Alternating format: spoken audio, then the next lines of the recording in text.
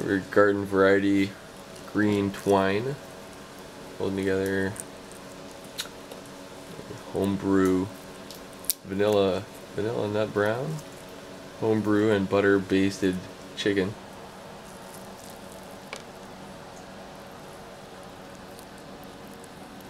Wow, that's some good color. Pretty hot inside, but you get a good view. What's in the stuffing? Stuffing, you got some bread rolls, some spinach, garlic, mushrooms, salt and pepper, olive oil. All good stuff. Keep it simple. Easy stuff.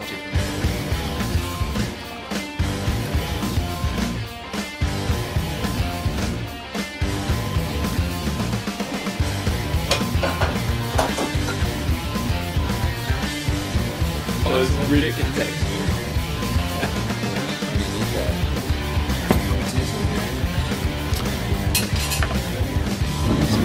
Start 5 stars.